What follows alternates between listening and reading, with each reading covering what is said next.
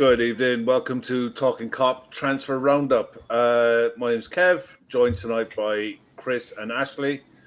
And basically, we're just going to round up the transfer stuff, gossip, news, signings, contract signings, everything that's been going on today and over the last couple of days. And going forward, we're going to try and do as many of these shows as we can.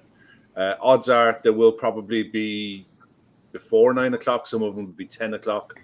Some will be on Patreon, but a lot of them will probably be on YouTube. So make sure you got your bell icon on, subscribe, all that lovely good stuff. Throw your comments in, stuff that you guys might have seen or read online that we haven't come across, and we can discuss it and let everybody else know as well. So, no, we're just going to go straight into it. Chris, start with you. Kwanzaa move finally confirmed by Leverkusen.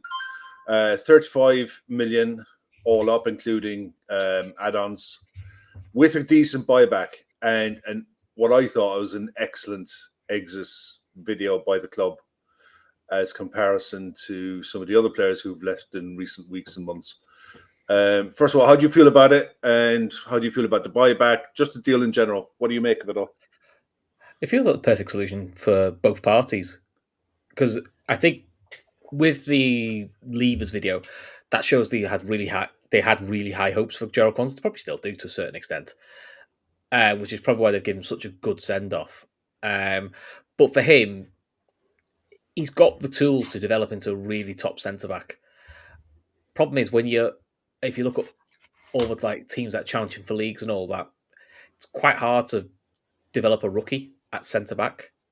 You know, they're quite rare. So he needs to go and play. I think you saw in the Euros, the under-20 Euros, he just looked really comfortable, really accomplished, you know, doing his Joel Matip runs, you know, and his passing was really good. And I think he's got better with his awareness. So I think it's ideal for us. And it reduces the risk of Liverpool having a Salah, Kevin De Bruyne situation where you're looking back going, oh, could have done with him now.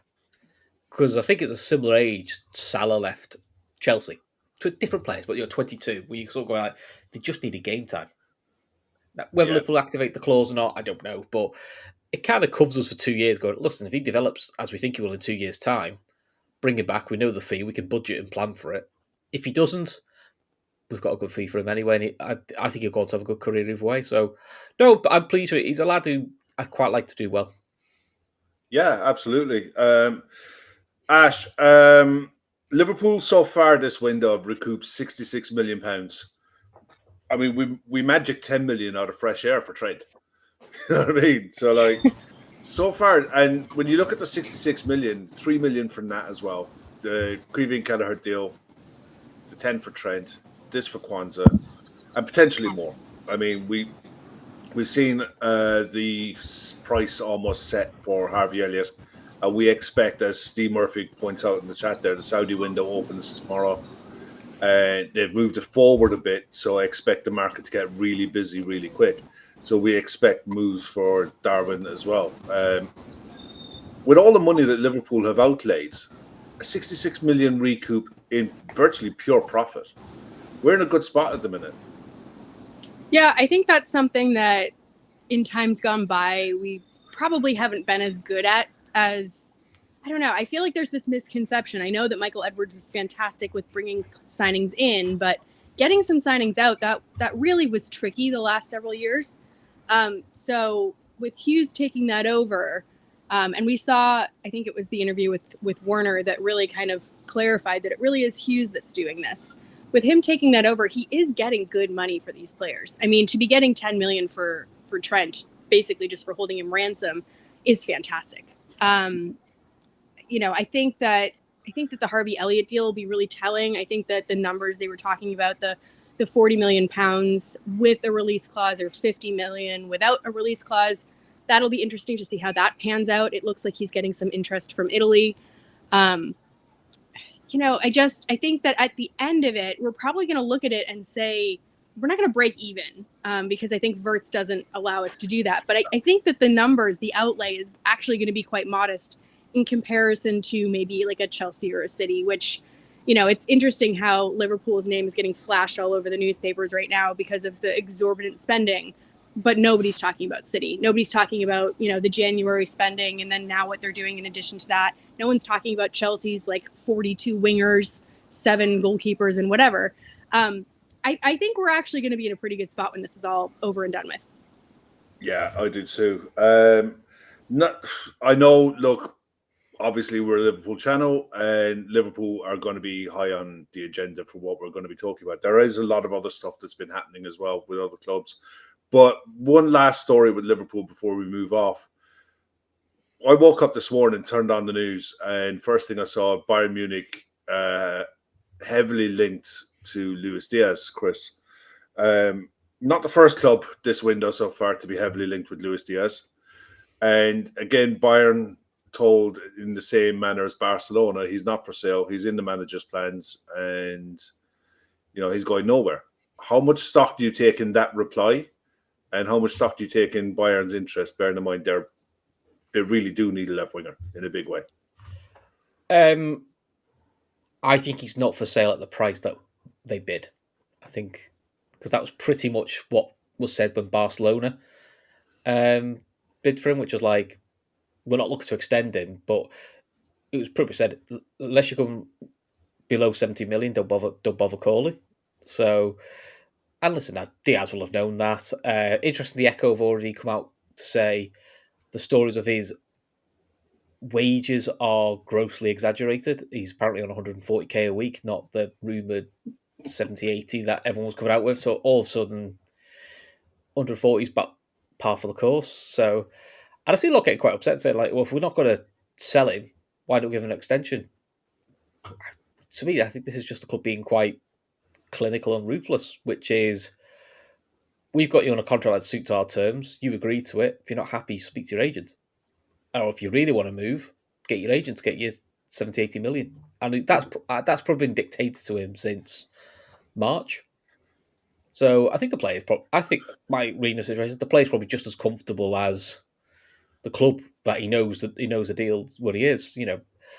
I think if he's going to go, you'll probably know in the next week, 10 days, because I think he'll either go to Saudi or he'll stay for another season. For me, Bayern I think chance their arm. I think they're a bit pissed off of us taking verts of him. But read the situation. It feels like Bayern don't have that level of money available to put on a transfer fee. They're probably for wages, but it seems Diaz is probably the third left-sided player they've been gazumped on or turned down on, and it always seems to be a player that you think is going to be around the £70 million mark, and they're just like, it's almost like that's the number that they can't reach. Well, I was watching a German reporter from Sky earlier on, and he was talking about Bayern and talked about the players they've lost and they're losing. They've lost Matthias Tell to Spurs. They've lost Leroy Sané, has gone to Turkey, I think. Thomas Muller is leaving the club, and one or two others as well. They also got linked with Marcus Rashford, and look, he's desperate. United are desperate to get him off the books. They're going back to pre-season the same day as us, more or less. I think July 7th, they're going back to pre-season. And we'll shift on to them for a second. You've got 4 players at Manchester United going back to pre-season training who the manager doesn't want and who don't want to be there. You're talking Anthony, Garnacho, Rashford, and probably a couple of others. Hoyland is out another there. one. Onana's another one. I mean, half of that team has been put on the chopping block pretty openly and pretty publicly. And which makes negotiating makes negotiating quite difficult, because if people know you're desperate to sell, they're just and with United's reputation, you're just going to go, I'll keep doing a low ball offer because we know you'll get desperate and you'll go for it eventually, because that's what they've done for the last 10 years. I mean, going back to Bayern. I mean, if you're talking about Rashford, I mean, I think Rashford would actually be a really good player for them. It's the wages. It's like this millstone around every single one of those players' necks in terms of, unless they do like a wage or a loan where some of the wages are taken care of, it's not feasible. Not for the players that they are. The one thing I'll say about Bayern pay well. Bayern pay as well as any club in Europe. I don't think the wages in themselves will be a problem, but with Manchester United, I got a feeling those 4 players, bar Garnacho is probably the one that you'd look at because he offers the best PSR solution for them. The others, Garnacho and Rashford, they want to get a fee for them. Whether it'll be the maximum fee they want, who knows? But I could see all 4 of them dragging on all summer, and could be a case that they end up. This is the price as I said on Sky tonight. If you phone up Manchester United, we want to take Anthony. What's the price? And you phone up in the middle of August about that price for Anthony. What's that looking like? That price is going to be a lot less late in the window. And unless Saudi come in for any of the Manchester United players, I think a lot of those players they need out the door look like they're going to drag on. But their other biggest problem is, yes, they've got Cunha in the door. Brentford are playing hardball with Mbeumo. They want their fee. And by the looks of it, the way Manchester United are haggling, it looks like their transfer budget is tied up in those 2 players. And anything they want to do outside of that, they need to recoup funds. So the longer this kind of stuff drags on, the more difficult it makes it to bring anyone else in. So they could be in trouble down the line. But a deal did come through, as someone said earlier on today, for Arsenal. Kepa in the door for Chris, £5 million. Neto went back to Bournemouth. He was only there on loan, so Neto went back on loan, back from his loan to Bournemouth. They bring in Kepa, who had a good season at Bournemouth last year. Still, a £75 million fee was paid for him. Is it a good move for Arsenal, first and foremost? Well, they needed a backup keeper, didn't they, after they ballsed up last season and got Neto lastminute.com and then didn't realise he was cup-tied, which is always a sign of a well-organised team, that the guy you buy for cup games is cup-tied. He did fine. He did fine at Bournemouth. He's a decent backup for them. So, it's some drop from Does grace. He push Raya? No, because I think Raya's still better than Kepa. He's a step up on Neto. So, if he had to drop him in, he's fine. He's okay with the ball at his feet. So, I can see the logic of, as a backup, he makes more sense for them. But but I'll be honest, if you want to see who Arsenal going to buy in about 3 years' time, just look at the Chelsea bench, because in about 3 years' time they'll all be at Arsenal. I think it's something like 8 players now have gone from Chelsea to Arsenal. Yeah, it's one of those things. Ashley, Arsenal. I'll be honest. I think you can't turn around and say that Bournemouth had a really good season last year, and then turn around and say Kepa didn't have a good season. He did. He was very good for them in spells last year. And for $5 million, you can't go wrong. I think it's a smart bit of business. But Arsenal are linked tonight with Eberechi Eze, who apparently has a buyout at £60 million plus £8 million guaranteed in add-ons for players just turned 27, and we all know what he is. I think he improves Arsenal in a big way. Do you think they should be looking to do this deal? It's funny. All of the deals that they're doing are not bad in isolation. When I look at Arsenal and I look at what do Arsenal need, I don't necessarily know that they're answering those questions. Like, they're doing things that, I don't know, like a Zubimendi. Yes, it's great. It solidifies their midfield. Does it progress them? I don't know. And Eze, I think he's a fantastic player. I think that he does improve them, but where does he play? Does he play where Odegaard plays? Does he play with Odegaard? No. Does he play as a left winger in place of Martinelli? Is that what they're going for? Yeah. That'd be my guess. I think that there's, until they kind of address the glaring need of a striker in that team, everything else is just going to kind of seem like, it's like if you're doing a house and you're not putting the roof on, but you're doing all of like the fancy trim work, and it's like, that's great, Like that'll be fantastic, but it's going to rain, and you have no roof. So I love how you're saying that it's going to rain and you're sat there right on the beach. Yeah, well, it is cloudy. But no, really, like I think until they address that, it's like, yeah, those are okay signings, and I think $5 million for Kepa is great. I think he's a very solid backup keeper. But what are they doing with the striker? Like, what are they doing there? And who are their leaders? Like, who is going to take that team and drag it over the line? Because everything feels very safe, very samey. Like, I don't know how many center backs, left backs, and defensive-minded midfielders they have at this point, but they need some oomph. I don't know.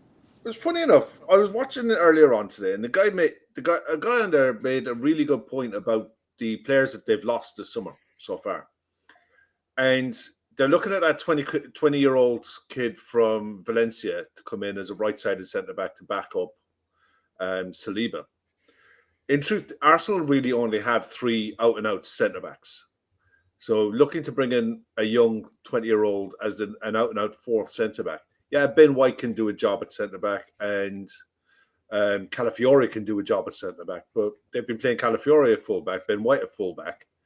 They've lost Thomas Partey, so bringing in Norgard as they've lost a 32-year-old in Thomas Partey, which is smart to get him out the door. But bringing in a 30-year-old in Premier League experienced player in Norgard, yeah, so I can see the reason why they're doing it. But you're right. The fact that all the noise around the nines that they've been looking at and linked with and what have you, bear in mind, none of them have moved yet. So that's the glaring hole. And it looks like they still probably have a couple of outs that they need to do as well to be able to fund all of this. Because, yeah, they've done a lot of good work. Their prize money over the last few years has been good. It's been solid. But they won't be able to keep all of their shiny new things and not get rid of something nice in return, especially if they're looking at bringing in another, at least one striker. And Cav makes a point there. Calafiore, White, Gabriel, Saliba, Kivior. Yeah, they have 3 centre-backs in that list of 5. The other 2 can do a job there, but they're used as fullbacks. So unless they're playing for a back 3, and you're using 3 from those 5, they needed another centre-back. And the idea they can get this kid for a nominal fee with a year left in his contract at 20 years of age, I think, yeah, that's not a bad one. But the other deal, the major deal, I suppose, it'd be interesting to see what they do with Eze. But Chris, the other deal that went through today, João Pedro. João Pedro decided to go to Chelsea. He was strongly linked with Newcastle for a long time. And it seems, anyway, if you go believe in what the papers were saying, that Newcastle had done a lot of the groundwork for this one. But Chelsea swoop in, and Chelsea being Chelsea, when they go shopping at Brighton, they tend to go and pay and get their player. £60 million for João Pedro. It's a chunk of change for a 23-year-old that thinks scored 10 goals last season. No doubt in his talent. But what do you think of that one? He's a good player, and he is. Let's not kid ourselves. He is a good player, but is he the out-and-out 9 that Chelsea need? I'm not sure. I see him more of a 10, as in he likes to be the second striker, a bit like Cunha. A lot of goals with penalties and all that, so he's not going to get the penalties next year at Chelsea because no one's taking that off Cole Palmer. So is he better? But I also think, is he better than Jackson? Probably. I think Jackson has burnt all the Reds out. So, and it does feel a lot like what Chelsea have done with João Pedro is what we did to Tottenham with Diaz. Let somebody else do all the groundwork and then just come with the money. Get the job. Because once the price is set, it's easy then to come in and go, well, we'll match that. And then he goes to play, which one do you want? So that feels very strategic, very planned. Quite sensible, really. So, yeah. Chelsea are a basket case, though, because who knows? It could be really, really successful, but it just feels like they're just buying whichever shiny toy everybody else wants. I'm not quite sure if there's a plan. It doesn't, from the outside looking, it doesn't look like a plan. But that, again, I feel a bit like that with the Arsenal Eze one. This is not to disparage Eze. I think Eze is fantastic. But for me, if you're going to just start playing him as a left winger, I feel it's a waste. Because his best work for Palace has been when they play him as an attacking 8 or even sometimes as a 10. Because he's not going to get you the goals that you want. If you look at the wide forwards at Liverpool and you've seen what City were in the past, the wide forwards got a lot of the goals. To me, Eze seems the perfect one to play as the 8 to lay off, to set up your really exciting wide forwards. So unless they just want him as a rotation option for Odegaard to take some pressure off him. But I think if they put him on the left wing, I feel it will waste him. But yeah, Chelsea, yeah, it'll be interesting how they do this year because although their squad's really deep, they were able last year to take four or five of their main starters and not register them in a squad. So Cole Palmer, for example, got the whole of the first half of the season off from Europe. And I'll be honest, I think some of his dip in form is he had to play 3 games a week and he's not used to it. I'll be honest, doing 3 games a week now is going to be a challenge for him because it's 3 games a week and it's at high intense levels. It's not with farmers leagues or League 2 level sides. Hello, Liv. Right. Hey, Liv. Okay, look. João Pedro, 60 million. Ashley, 263 million English pounds have been spent by Chelsea at Brighton, excluding Graham Potter. Yeah, they are single-handedly funding their entire 10-year existence from now on out. I don't know. I don't know what to say about Chelsea. There are reports that they want to sign another forward and that they want to go into the season with 8 to 9 forward options. And we've seen what it looks like having 6 options, and we thought, wow, what kind of riches we would have to have 6 options. To have 9, I just think that they're setting themselves up for a world of problems in terms of what that squad's going to look like. In terms of there's no leaders. You have a whole bunch of young kids. That's what they're doing. They're accumulating players that are 23 and under. They're trying to keep the wages low, and they're hoping that they're going to gel over time. And that's, I get it. I get it as a financial plan, but they don't have the Conference League or the Europa League to kind of play the fringe players this year. It's going to be Champions League football. You're going to have, your A squad or whatever. I don't know what the B squad is going to be doing. Where are they going to play? And it's not the B squad of 18-year-olds that they've gotten from South America. It's a B squad of, absolute Premier League quality that are going to be sitting on the bench. And, I understand that this is a very long season. There's lots of games to play, but I do wonder in terms of squad harmony and what that's going to look like when someone needs to get pulled from the B squad up to the A squad. And I don't know. I don't know how that's going to look, especially with no leaders to kind of guide and steady the ship. That's a great point. You look at the senior players within that squad. What are they going to be able to do? How do they even cope? I just don't get it.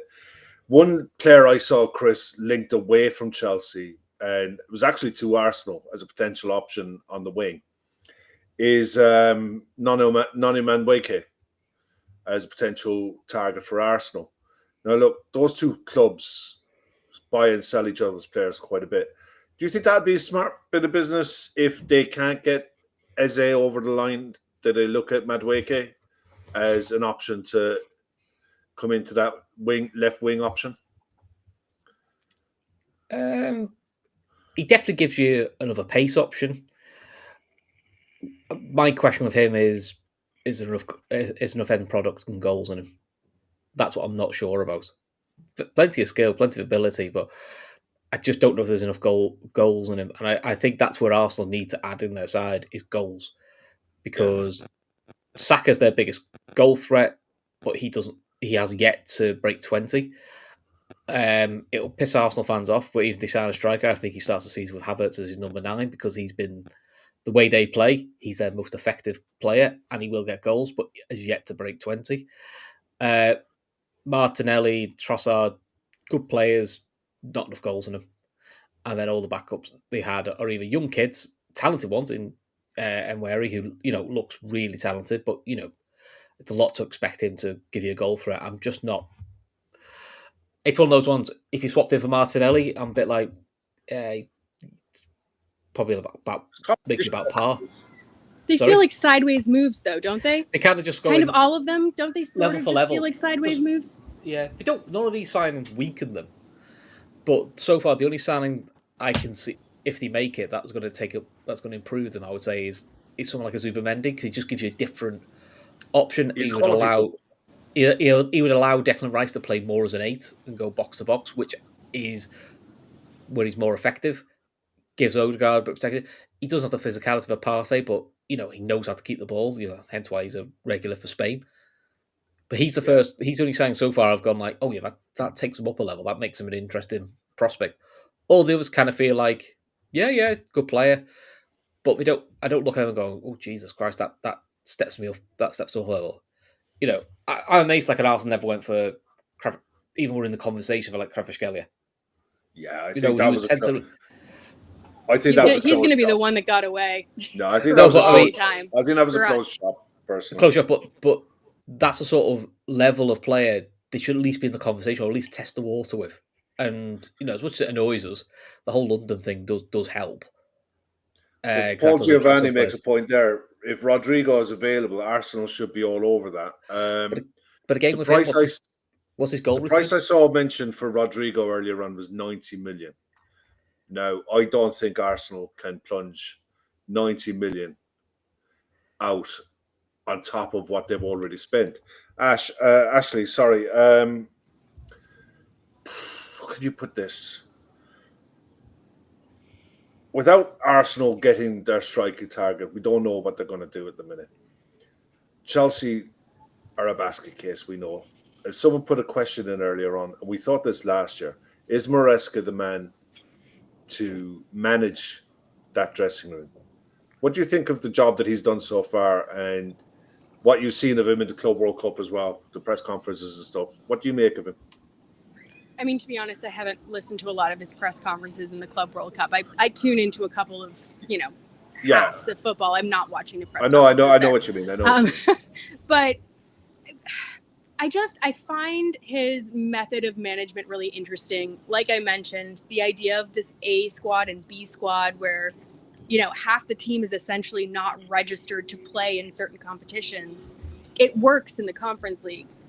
I don't know what he's setting himself up for in the future. I think it's a World Cup coming up. There's going to be players that want game time, players that might have been okay sitting on the bench, gathering a big paycheck, might not be okay with that this year.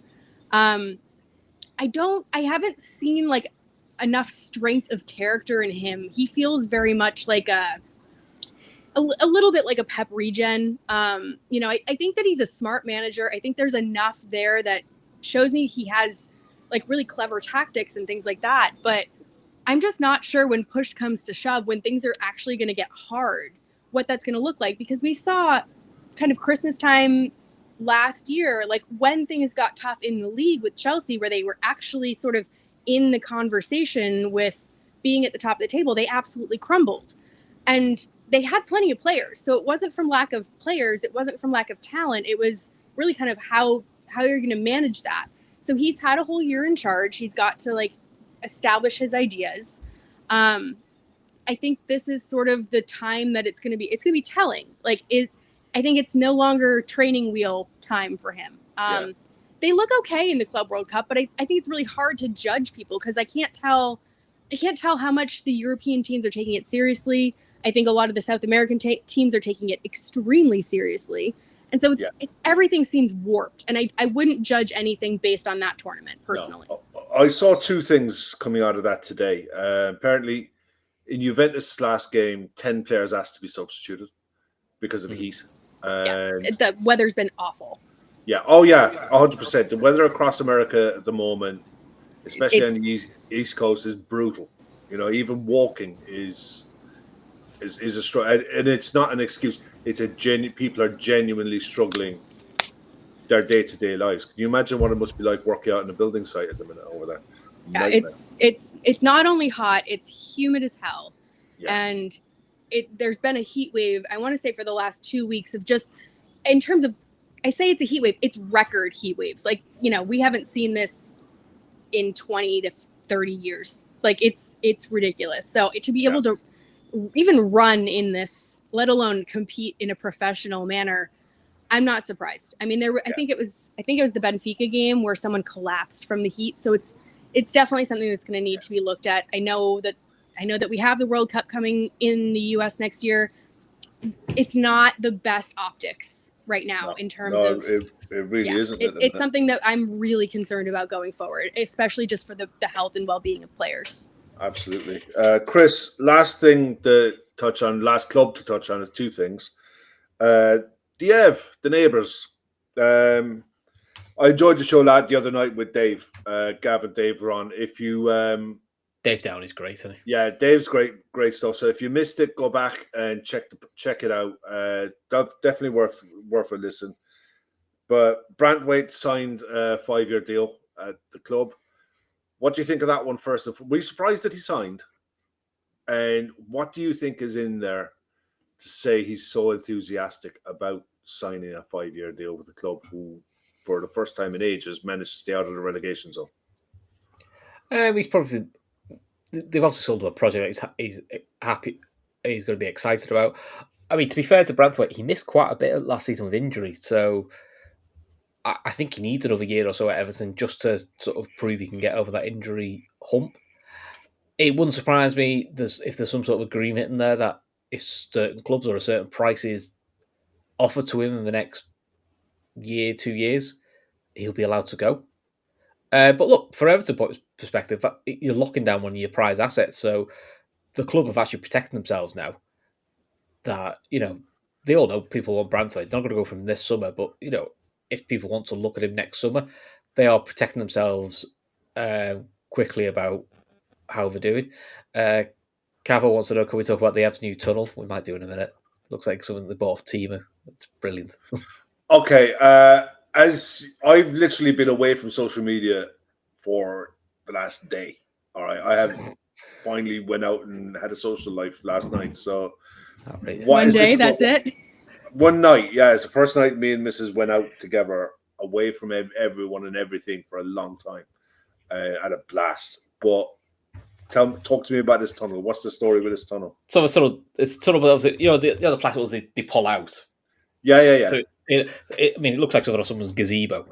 But from the video I saw, which was one of them reached where I was an Everton fan off TikTok, it just looked like a load of bin bags been put together. It didn't look it was securely on. I mean, this blue was hilarious because he was going to the Oxfordshire. I'm never going there again now. He goes, one big gust of wind, so that's going to blow off. We're going to have the game cast for health and safety. It's not quite that bad, but he did sort of thing like, it's a brand spanking new stadium. It looks impressive. That just looks a bit tatty. Yeah, but it's full of things. It's just a thing for the Blues get wound up over. I mean, in all fairness, God love them. Everyone loves a try, and my God, they do try. I'm looking at it now, and there's. You're gonna put a barbecue and a paddling pool under it because it looks like a sun tent. You're gonna have to send me that. Yeah. Last bit of news about Everton. Apparently, they've got a striker coming in. Tiarino Barry coming in on a deal from Villarreal, 22-year-old striker. Isn't confirmed yet, but it looks like it's well down the line. Probably going to be announced. He's at the under-21s, wasn't he? Yeah. Yeah, he played for France. Yeah, going to be announced very 35 million plus add-ons. He's 6'5" for our Dylan named friends. Yeah, but he plays up front, so it doesn't count. Just doesn't count if he plays up front. If I'm honest, that's the market Everton should be looking at. Then Everton have got money to spend with the new ownership, so spend it wisely. Because last time they had money to spend, they bought 3 number 10s, or they didn't need 3 number 10s. But I do think that's sort of scope of player they should be looking for, which is up and coming 21 to 24-year-old who, for some of them, you can flip them in 2 years' time and reinvest it and build your squad up. But I kind of feel that's where they should be looking for, is that level of highly rated, exciting youngster, because that squad needs a bit of youth and needs a bit of pace put inside it. I mean, no disrespect to Seamus Coleman, but it shouldn't be at a stage where Seamus Cole has been offered a new contract again. By now they should have had other right back options sorted. Yeah, I mean 100%. that arguably, well, the lad they have been playing at right back, I think Dave pointed out that was Jake O'Brien. He should be their main centre back with Branthwaite. That actually should be their centre back partnership, but they have to play him at right back. That's what they need to sort of be a bit more proactive. But no, I actually think I think that's a sensible signing, and I think that's what they should go down the route of looking for, is adding a bit more youth and excitement, which some you can flip, and then some you'll keep on for longer, and build your squad around. So that seems like that feels more like a club having a plan. Yeah, which let's be honest, quite a few clubs we're looking at the moment. There doesn't seem to be much of a plan, which is get myself into financial trouble and sell my women's team. That seems to be the latest plan that all clubs need to go down. Don't get me started on that one. Ashley, another couple of signings like this for Everton, and where do you see them going? Because it looks like they've looked at Bournemouth, they've looked at Brentford, they've looked at Brighton. This feels, if this signing was being made by Brighton, we're all standing there thinking Chelsea are coming knocking on their door in 2 years' time for 80 million quid. This, to me, looks like a very clever bit of business. Yeah, it is clever. I mean, they need someone. It looks like they want to get Dominic Calvert-Lewin out there. I don't know who's buying him. He's gone. He's gone. He's left. Yeah, he's going. All right, I missed that. Yeah, he's gone on a break. Okay, so I missed that.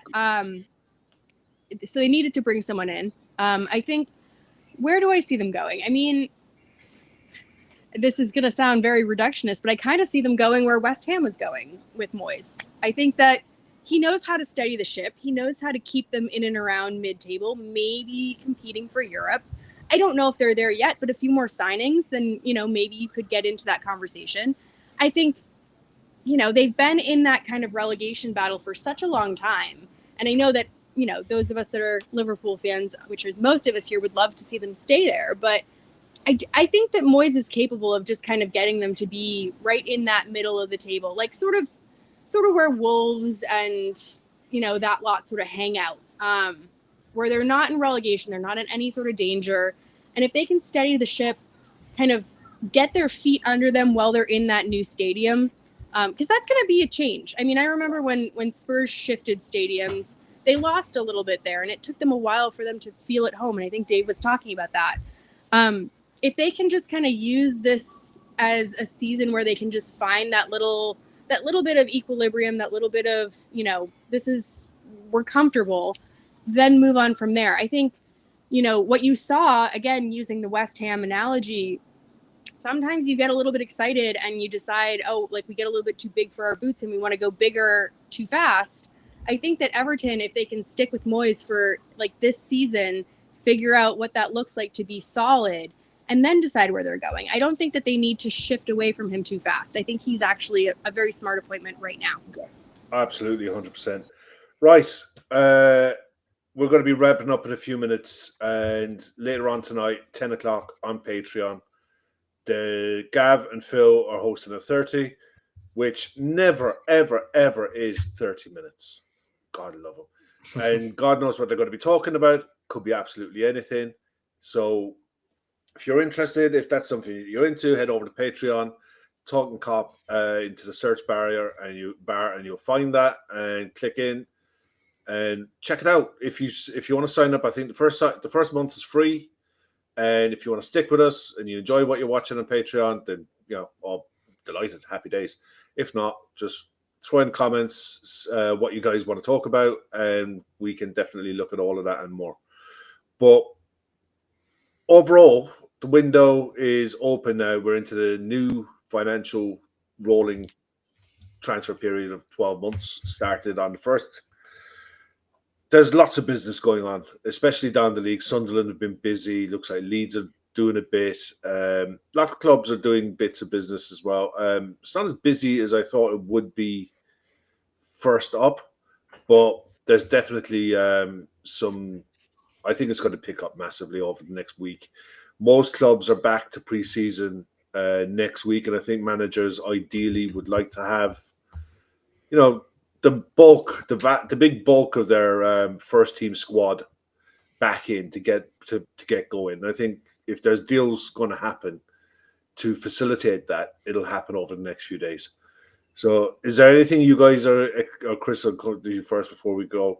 Anything quickly that you think is going to happen over the rest of this week that you might? Is there any one deal that you're looking at and go, yeah, I expect this one to get wrapped up? I don't know if I expect it wrapped up. I'd like to hear more concrete centre back chat. As in, I'd quite like to get to the weekend where it's Liverpool have had an offer accepted for whoever that centre back is, whether it's Gehi or the alternative. I'd quite like the centre back boxed off, and then we could just enjoy the madness then of what goes on with the forwards, which is always more fun. Let's be honest. As much as it's nice signing centre backs and attacking fullbacks, let's be honest, it's signing lads who score goals is just well more fun. Yeah. So I kind of want him out. I kind of want the centre back out of the way because then we can just focus on what's the shiny, what's that shiny tool we're going to bring in. So basically, you just want to torture Dave. You just want to torture Dave T for the next month, don't you? It might even be Dave. I think the Isaac stuff will probably know in the next 10 days. Yeah, what's going 100%. If there was, if it's going to happen, which still feels to me highly unlikely. But then, what's the full we bring in as an alternative? And it may not be number 9, maybe another Diaz type. And then if Diaz leaves, then it'll be even more interesting. But at the moment, I can't see Diaz leaving because I can't see someone paying 70 million unless one of the Saudi clubs decide they're going to do a madness. Steve mentioned at the start of the show they've brought their transfer window forward to open tomorrow, so we will see. Nunes deal agreed will be the best in news of the entire transfer window. I don't think so. I think the best one was Verts. Let's not get carried away, get it twisted here. All 3 million for Phillips, which was also was always as big a surprise, to be fair. I know where you're coming from, Glass, but we've already won the transfer window. Ashley, anything you're looking forward to over the next couple of days? Apart from glorious sunny weather? I mean, the birds are probably going to attack me, so, I apologize for the copious amounts of birds. You're getting attacked by seagulls there. I mean, the seagulls are taking a day off. Right now, it's just these little sparrows that are everywhere. But yeah, everyone's kind of having a joke in the chat about all of the birds. Yeah, I think I'm with Chris. I want to see whether it's Guehi, whether it's Hato. I don't really care, but we can't go into the season with 3 center backs, especially with one sort of, with 1 foot in and 1 foot out.